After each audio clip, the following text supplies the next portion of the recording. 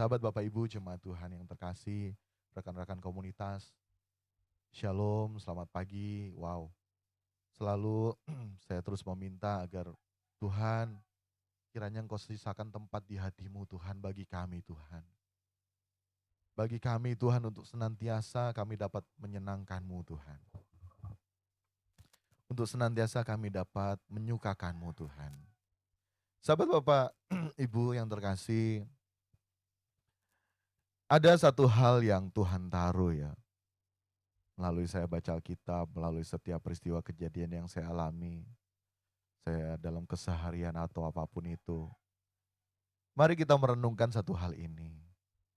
Apakah kita sudah benar-benar menjadi anak-anak Allah? Masalah kita hari-hari ini yakni apa?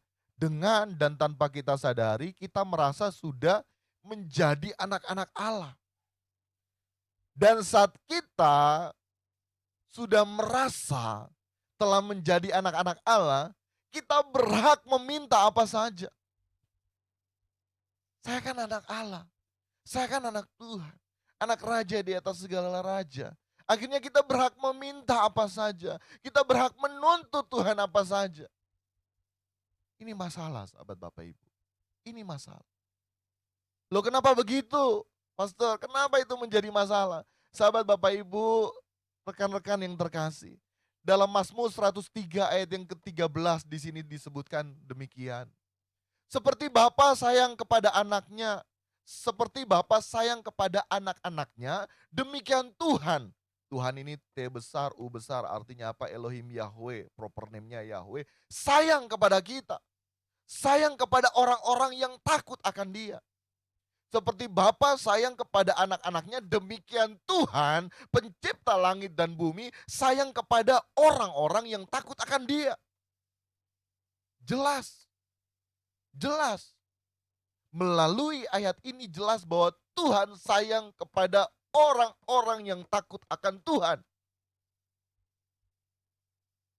Kita mengklaim diri kita anak-anak Allah, benar, status kita anak-anak Allah.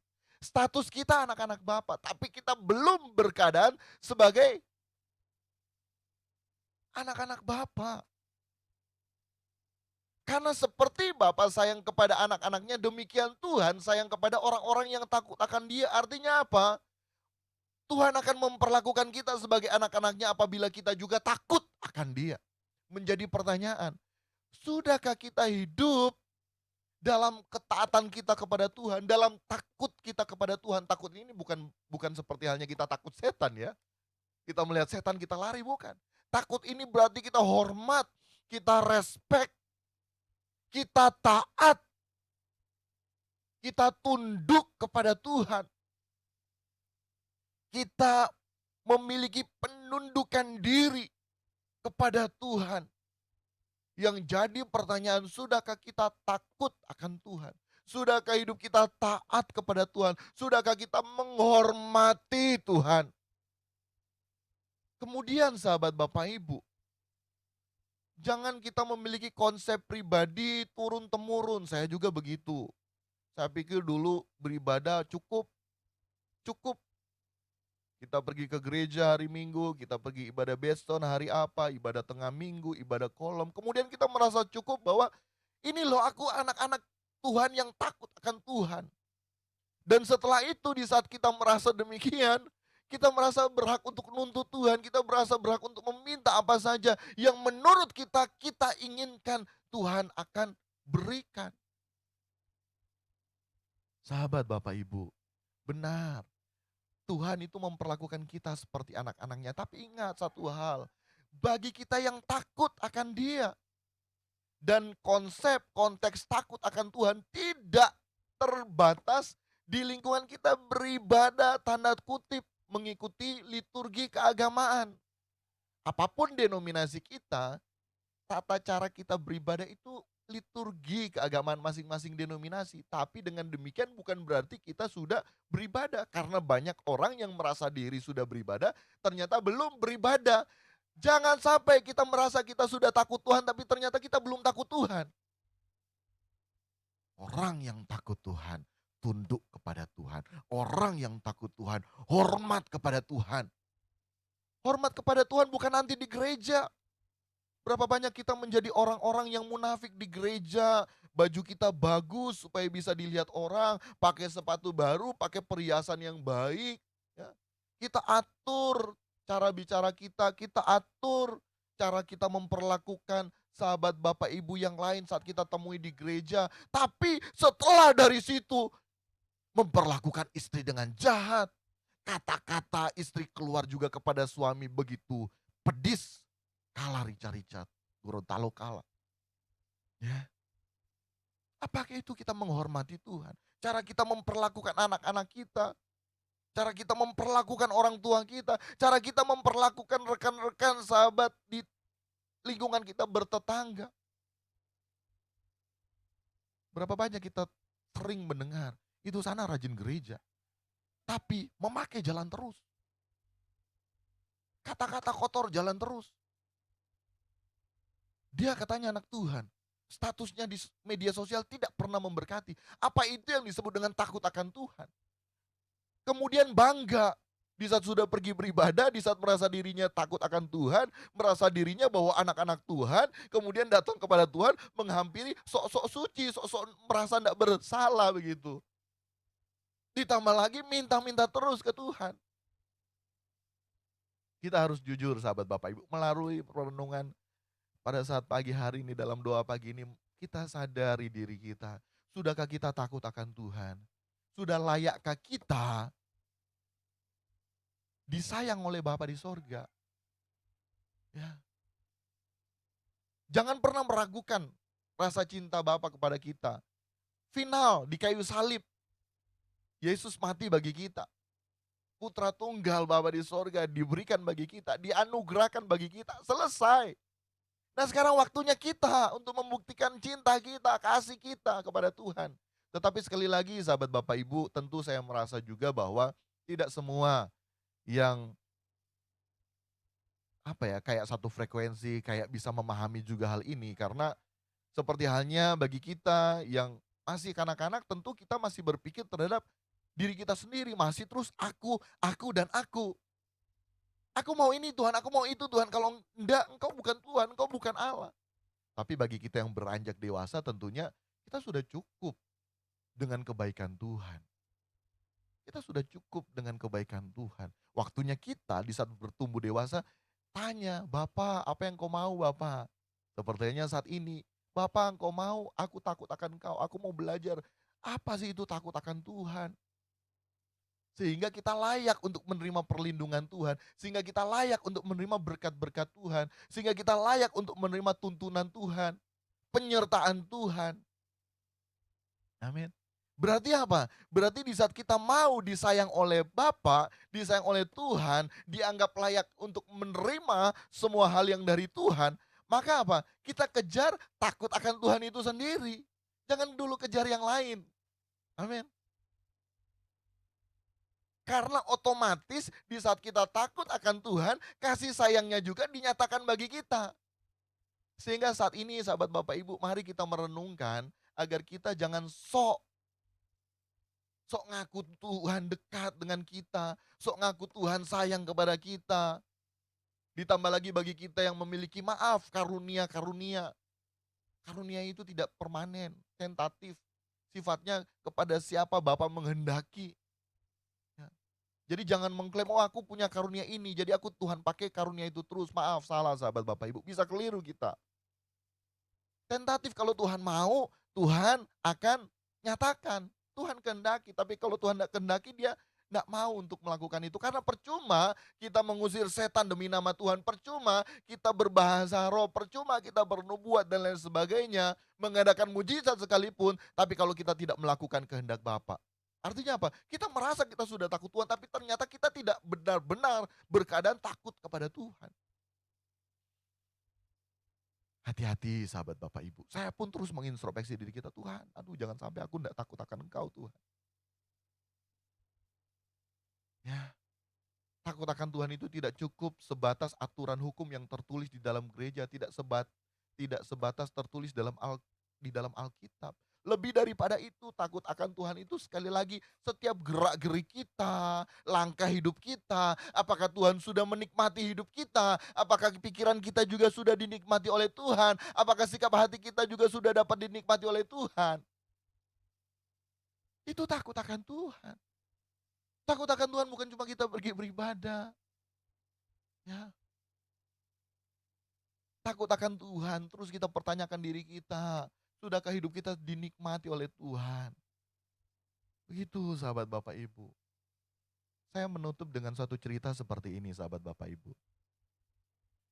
Ada seorang bapak, dia memiliki anak. Dia memiliki anak satu-satunya. Namanya anak satu-satunya anak yang dia sayang, amin. Tapi yang luar biasa dari si anak ini, dia tidak pernah nuntut apapun kepada bapaknya.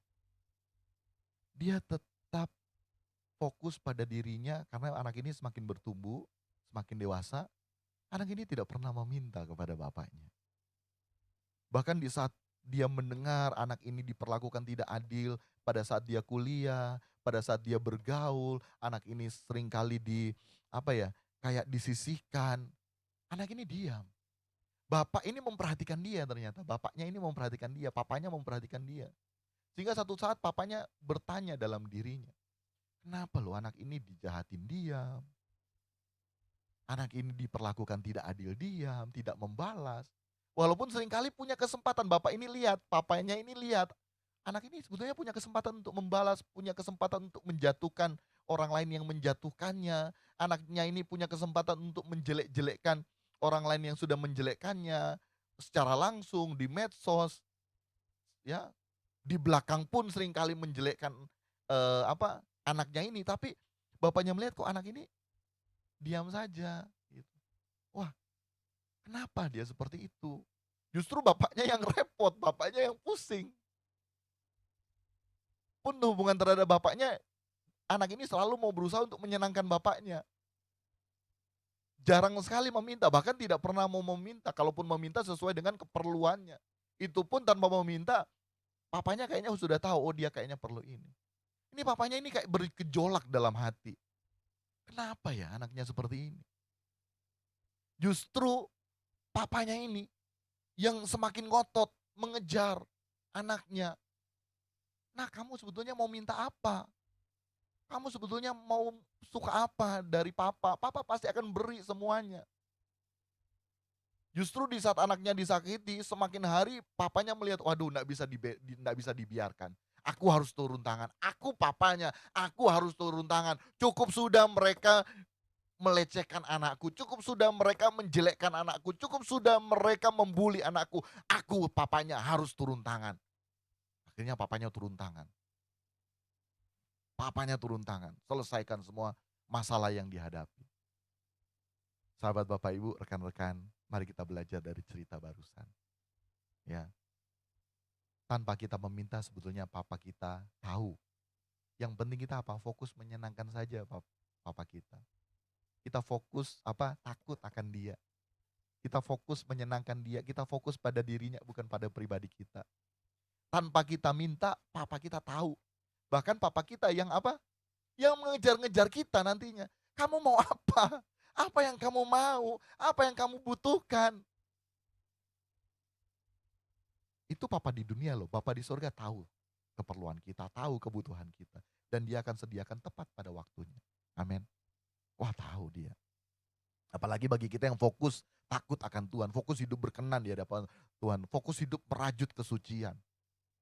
Ya. Kalaupun ada orang yang menjahati kita, kalaupun ada orang yang menjelekkan kita di media sosial, secara muka maupun di belakang kita, ya apalagi yang menjelekkan di belakang kita, biarkan saja. Karena orang-orang yang berani menjelekkan di belakang kita ada dua kemungkinan. Satu, kita semakin terdepan karena kita Yamaha ya, maaf kata menyebutkan merek. Kedua, orang tersebut memiliki keterbelakangan. Karena kan dia di belakang kita, menjelekkan kita dari belakang. Itu saja. Yang ketiga yang saya perlu tambah, kita harus memperhatikan keselamatan daripada orang-orang yang menjelekkan kita. Ya. Dan sahabat Bapak Ibu, di saat kita diam, di saat kita tidak bertindak apa-apa, percaya tangan Tuhan akan membela kita. tangan Tuhan akan membela kita. Walaupun ya, kita semua itu anak-anak Bapak, tapi Bapak tahu ini anak yang nakal, ini anak yang dengar-dengaran, anak yang nakal, "Hei diam kamu, jangan kamu sering menyakiti anak-anak yang anak-anak." Contoh saya punya 2 anak, Noel dan Ivy. Noel suka sekali jahat kepada Ivy. Ya tentu saya sebagai papanya akan menegur anak saya Noel, "Kamu enggak boleh begitu Noel, masa kamu begitu terhadap Ivy? Ivy diam-diam kamu selalu begini dan begitu." Bapa di surga juga seperti itu, ya. Jadi kalau misalnya kita ada yang menyakiti, siapapun yang menyakiti kita, orang terdekat sekalipun yang menyakiti kita, entah suami kita, entah istri kita, ya, entah anak-anak kita, ya, diam saja, kita fokus dengan Tuhan. Kita fokus cari perkenanan Tuhan. Tuhan bela loh. Tapi jangan juga kemudian fokus kita cari perkenanan Tuhan supaya Tuhan bela, enggak usah. Kita diam saja, fokus untuk berjuang berkenan di hadapan Tuhan. Karena sahabat Bapak Ibu, berusaha hidup suci, hidup kudus jadi kesementaraan ini susah, susah. Kita harus ngotot, kita harus nekat. Amin.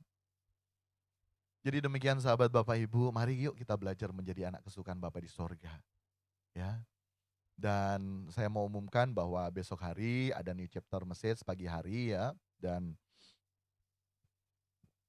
kita berjumpa besok hari dalam ibadah raya New Chapter Community besok hari jam 10 pagi secara onsite di Perum Lintas Matungkas Blok E nomor 18 tempat ibadah sementara Gate NCC, dan online juga tetap ada di YouTube ya. Jadi bisa silahkan dilihat dan bisa tolong sahabat Bapak Ibu di-share kepada teman-teman sahabat Bapak Ibu.